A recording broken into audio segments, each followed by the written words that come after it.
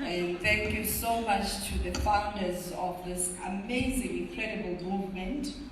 Thank you for the opportunity to share with ourselves as we continue to grow in this journey called life. I was given a topic to focus on, and I thought the topic would require me to go and get statistics, and I decided, I'm so glad that, I was here earlier on today, and the wave started of speaking from the heart. So I decided to go straight to the heart. And in my heart, there's so much pain. And in the pain, there's so much power. And I'm hoping that by the time we are done, you will connect to this power that is within my pain. Martin, I would have appreciated for you to tell people that I'm famous in South Africa. I would have appreciated that you tell them that I'm an ex-wife, because this is stuff that you know. That I'm managing director of my company called Positive Talk Services. That I'm a radio and television celebrity. That I produce talk shows. That I'm a philanthropist. That I am a multi-award winner. Yes.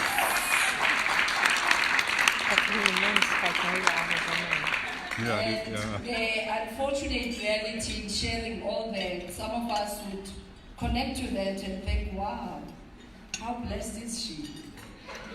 And maybe somebody comes here today wrapped up, which is unlikely because, change makers are wave makers. They're always ready to turn a mess into a message. I don't know whether it's me or this aircon. It's the makeup. So please pardon me. So I decided that I would share a story.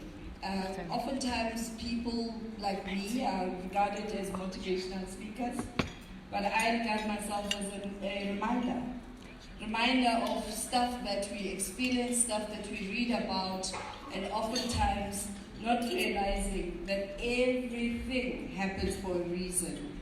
Oh, by the way, one of the reasons I did the makeup is so that I look like that picture. I didn't want you to go, who is she? Yeah. So yeah, my makeup artist tried. We tried. So I have mentioned a lot of great things that have happened in my life.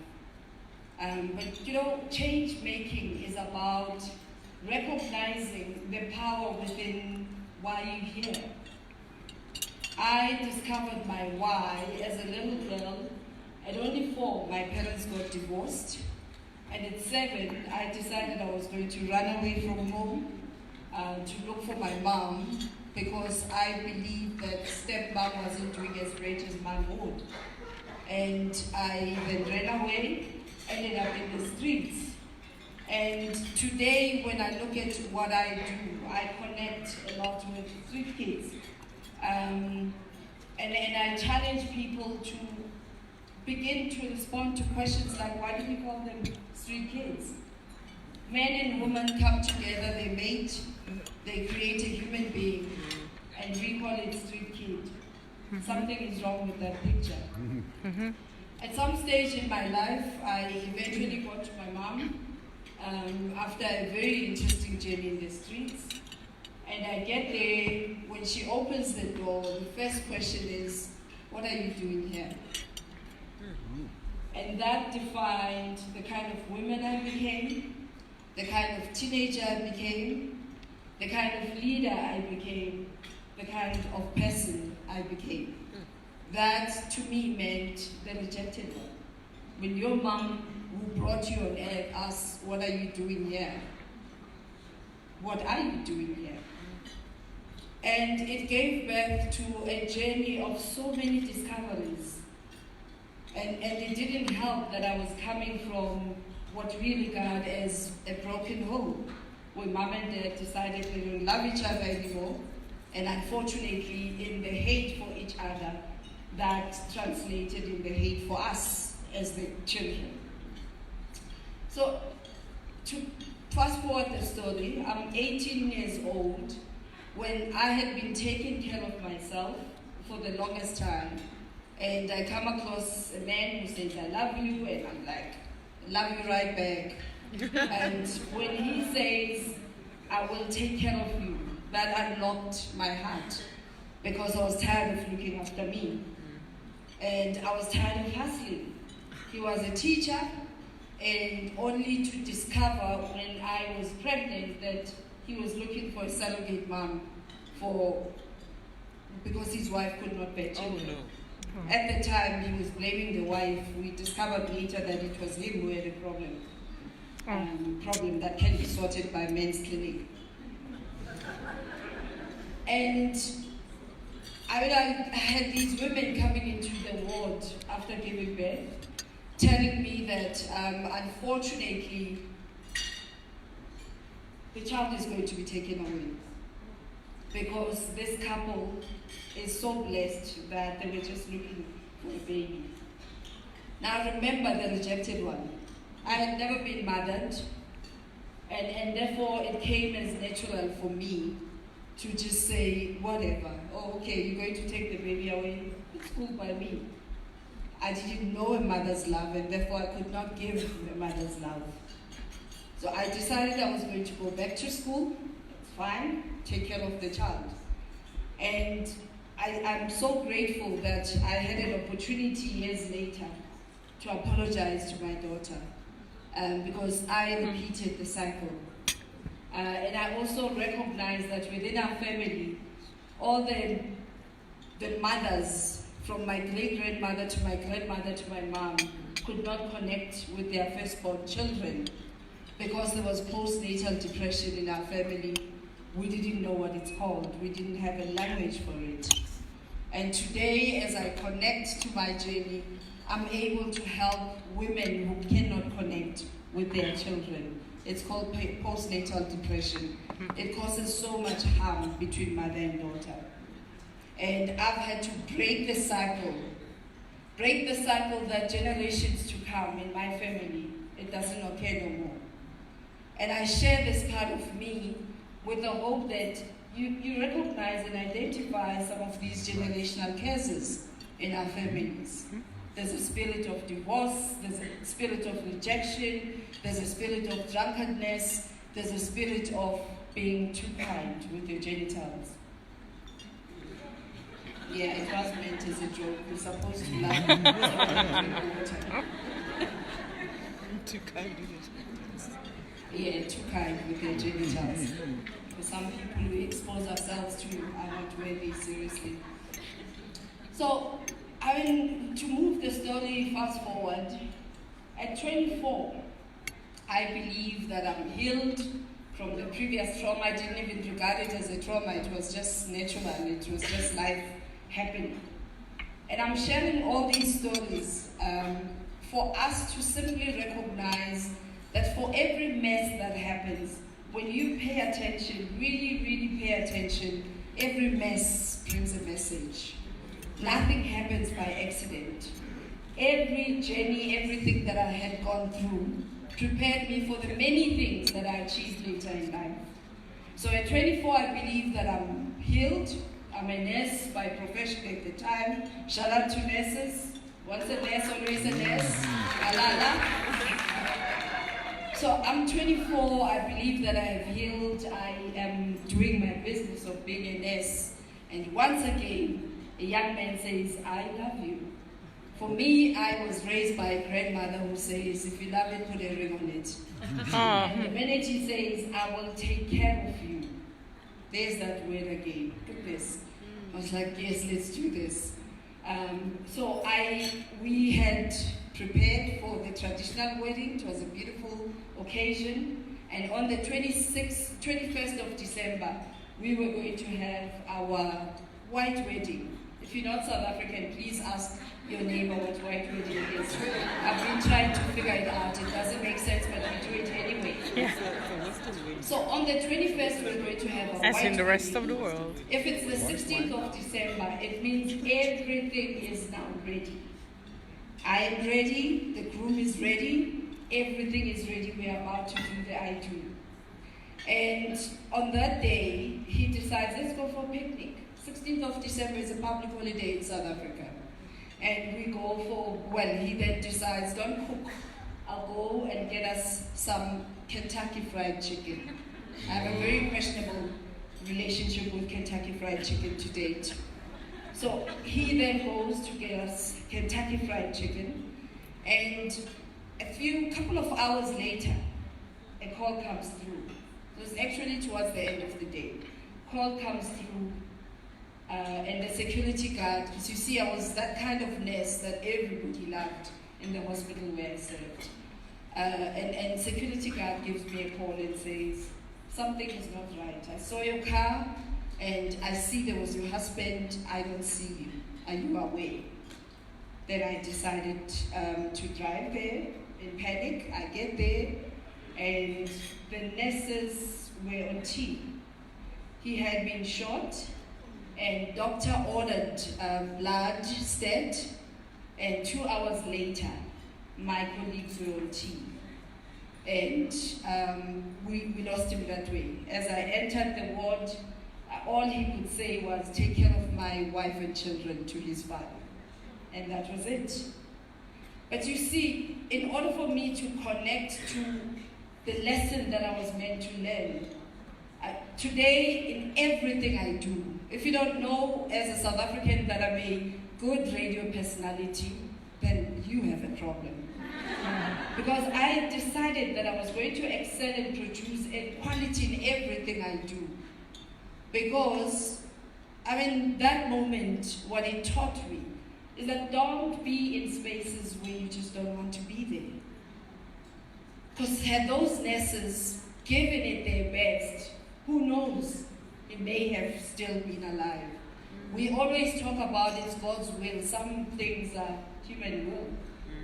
Because when you're careless about other people's lives, we lose them. So to move right along, that was tragic.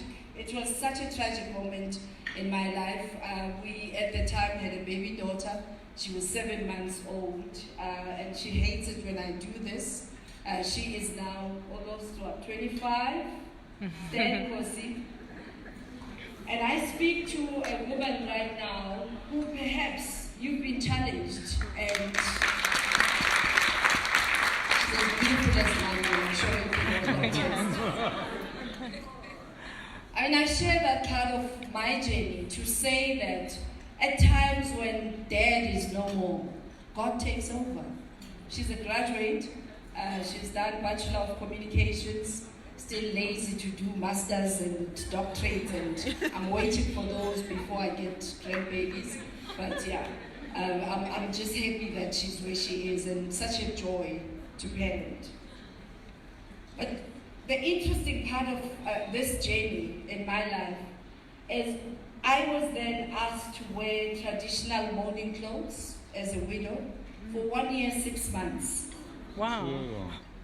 So for those who are not South African and who don't understand what I mean, 1 year, 6 months means no sex for 1 year, 6 months at 24.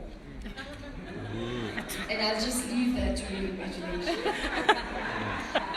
And the traditional practice is so traumatizing that I knew I went through that journey in order for me to help women today to look at some of the traditional practices that don't make sense, that don't serve us. Today in my family, no woman wears mourning clothes because I believe that when you mourn for a loved one, it's in your heart, not in the clothes you wear. And that's the reason I started speaking to widows to not feel guilty about not wearing the mourning clothes. Because post the mourning clothing and the ceremony came a time for cleansing, because you regard it as dirty when you're wearing those clothes. Yep. The ceremony was that on the Saturday, I had all these people in my yard and I was cleansed. On the Sunday, I wake up to men in my yard, including my father-in-law, and I had to take South African brewed beer and put it next to the one I believe will take over from my husband. Oh my God. Oh, yeah. It is tradition. So I share that part of me in order for us to begin to look at these traditional practices. How do they serve us? And why do we continue generations of things that just don't make sense? And when I decided that I'm not going to be part of that, everything was taken away from me. And that meant you walk away with nothing. As a woman, you have no property, you have nothing. It doesn't help that whilst we were married, I used to regard him as my everything. And when everything is taken, what happens? You are shattered, right? But why do we use words like he's my everything? Yeah. It's biblical. That everything else you can ask me, but you guard your heart, woman. Do we guard our hearts? We even use words like, I love him with all my heart, or I hate him with all my heart. And I'm sharing all these things because as change makers, we can be educated, we can be exposed to so much. But if she is not well, we can never impact change. Yeah.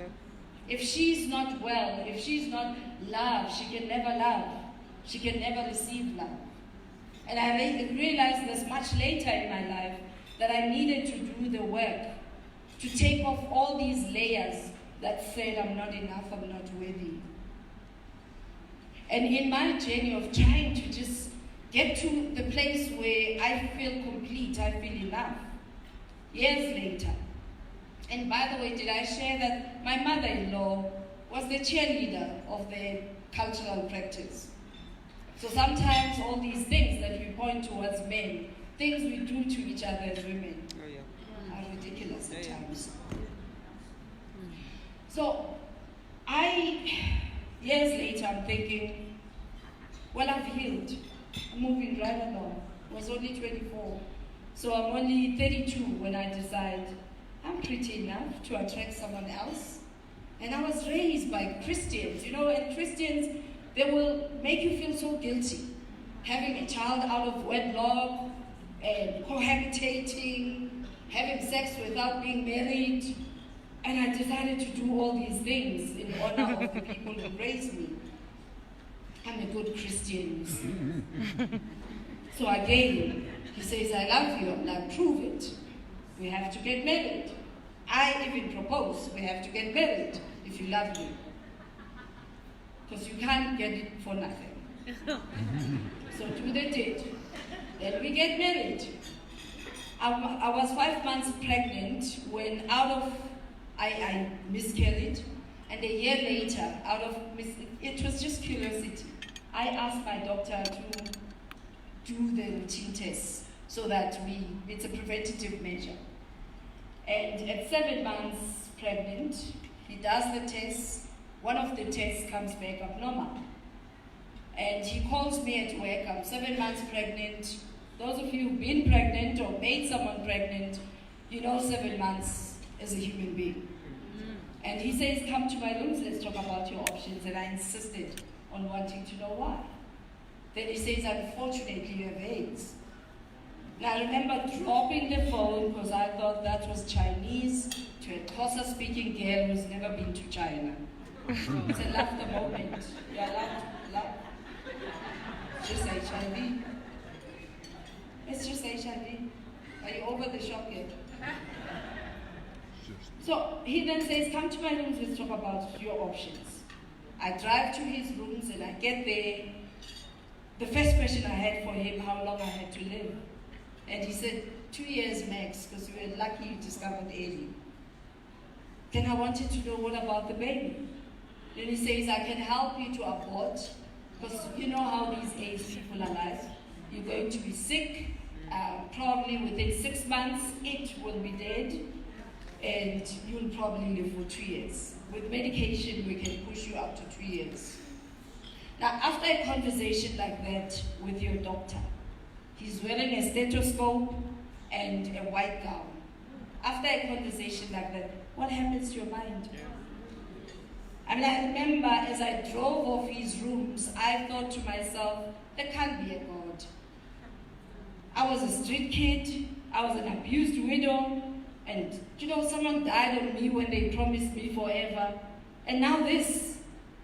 Turned out the then partner had known his status for 10 years and did not share.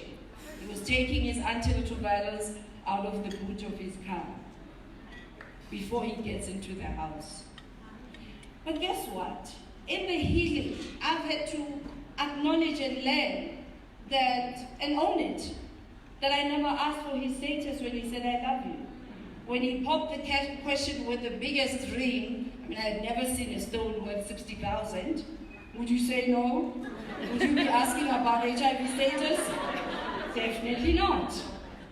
So I was excited, and I was happy that once again, someone is going to take care of me. I don't have to take care of me. So I got to a place where I was like, hang on, there must be a reason for all this. There must be a master plan somewhere. If your word says you knew me before I was born, if your word says you created me and you destined me for greater things, show up. Because right now, all this doesn't make sense. So as I was driving off the doctor's rooms, trying to make sense out of we're going to be dead in 2 years and the baby will be dead in 6 months, I decided to, because I was messy, teary and very confused, I decided to pray, parked on the side, and I prayed. And as I said amen, I decided for me to be calm, let me switch on the radio and just listen so I can be calm. Maybe there's some good music or a good topic that will get me going. And my plan was when I get home, I'm going to cook his best meal and he's going to be eating and he'll be full, he will be fed and he will fall asleep and I'll do the deed. I know the key coordinates, I will get the gun and finish us all. Spare us the pain. So as I said amen, switch on the radio. On the day, they happened to be having a conversation with women who are in prison for killing their husbands. How's that for an instant answer? Like, hello, definitely, I was not going to do that. They were sharing their horror stories in prison, so that was not an option anymore. What now? Because the plan has just been broken. What now? So I get home, I share, and he says, don't worry, we'll die together. Ooh, that was like, wow. Why are you ready to die? I ain't ready to die. We have to tell someone. And he said, no, we're not telling anyone. It will be our secret. It will be our home secret. I promised myself then that I will never ever keep secrets. For those who follow me, you know I share everything to your annoyance sometimes, right? I talk about everything. When you are in my life, I share everything except for the do. Some things I still keep to myself. But because then I believe that, when you harbor all these things in your system, they stay like toxins and they make you sick. So there was no way I was going to be quiet. I decided I was going to share. I was going to speak up. Then I got invited to a radio show. I did the work. I read Yanlas of this world. I connected to the operas of this world. And all of them were telling me that I have to do the work inwardly. As I fix what's in me, as I fix the inside, it's smooth sailing with everything else. Yeah. Now my story is out there, it's elevated because of my public persona. All of us have stories. How often do you just look back where you're from and look at where you are? How often do we express gratitude for the great lessons that you have learned for the journey that was? And by the way, I thought it's wave of change. There's no way I'm wearing heels with my pretty dress. I'm wearing techies with my pretty dress. That's how you affect change. But I hope it was for that. So how my radio career starts. I was invited as a guest and got onto that show, gave it my all. And the phones were just ringing off the hook. People wanted more and more. And later, the producer gives me a call and he says, would you consider life on radio? I'm like, no, I don't want to be a celebrity. This for me, as long as someone's life is touched, I'm good. And people demanded that we want more of Criselda. So radio found me and television followed, and everything else I've done, it was a conscious decision to be that voice that when you're sitting hopeless, when you think of Criselda, suddenly there's hope. I even changed the damn HIV acronym to Hope is Vital.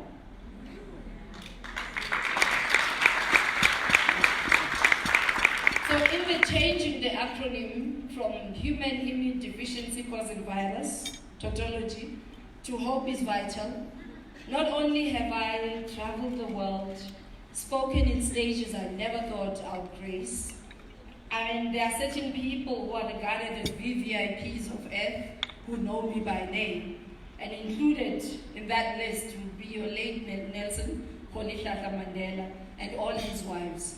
And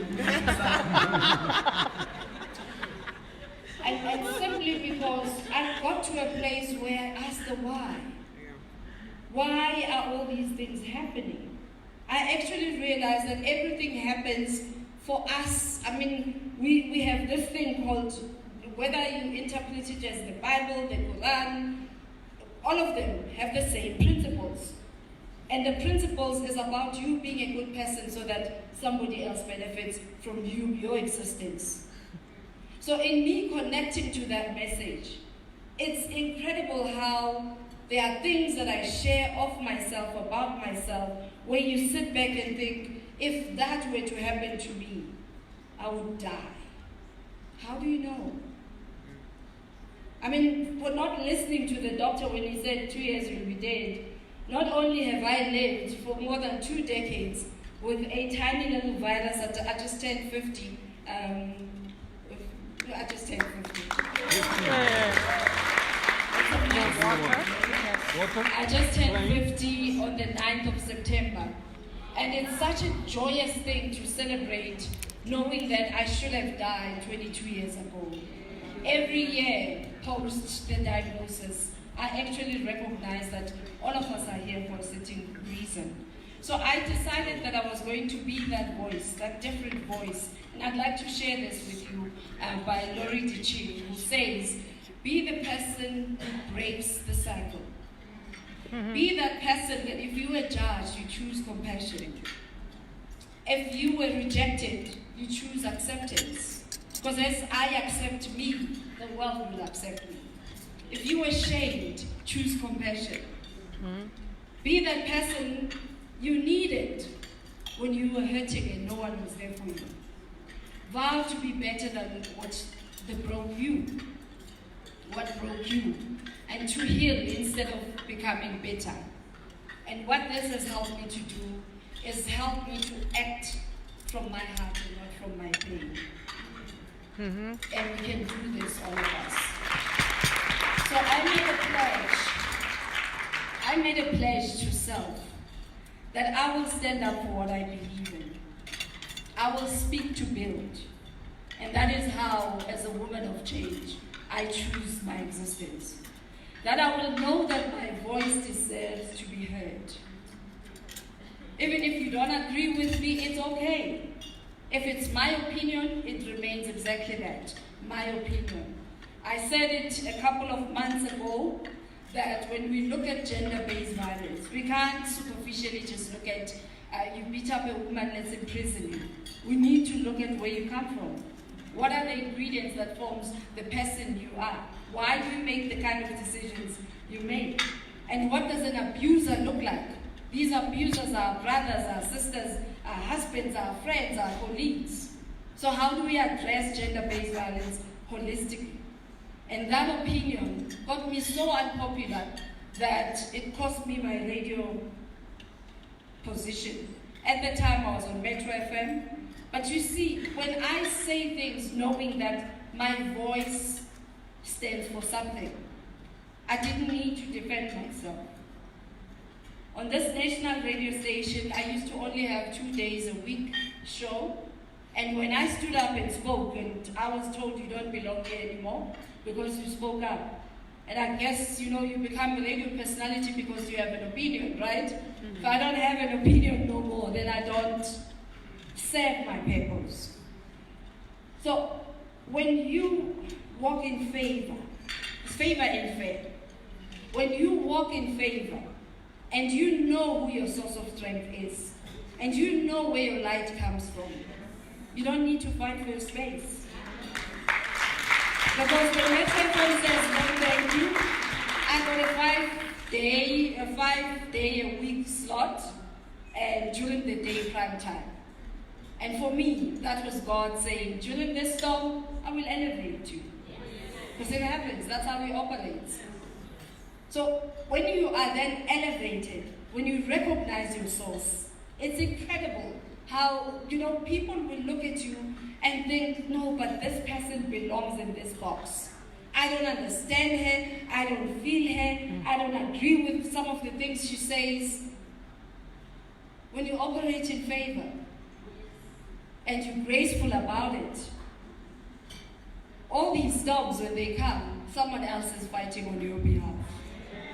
So I vowed, these are pledges that I made to me, myself, and I, that I'll be passionate about everything I do.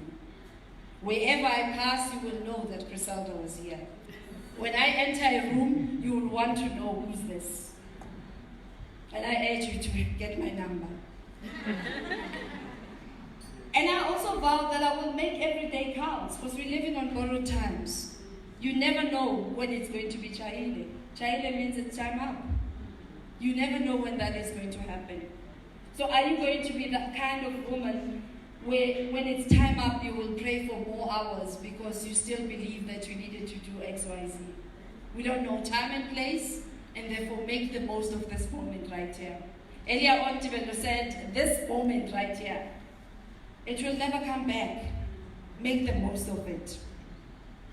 I decided that I will be that invisible voice amongst the hopeless.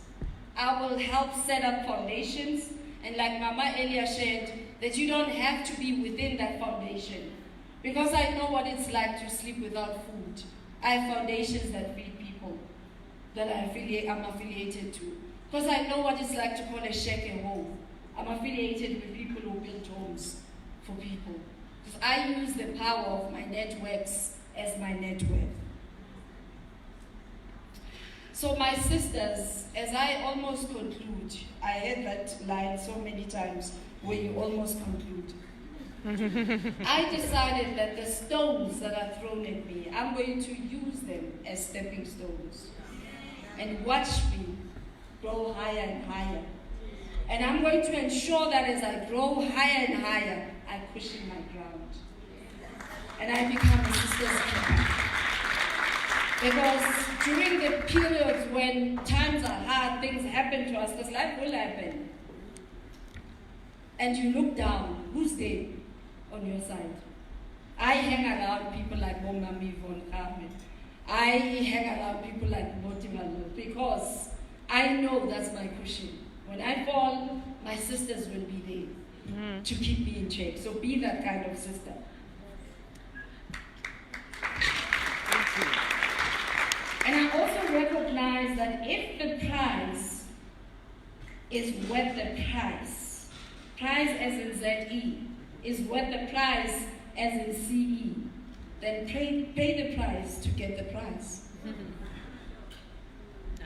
So whatever is required for me to be elevated to the next level, whatever works that's needed for my mess to happen so it can turn into a message, I allow it to happen.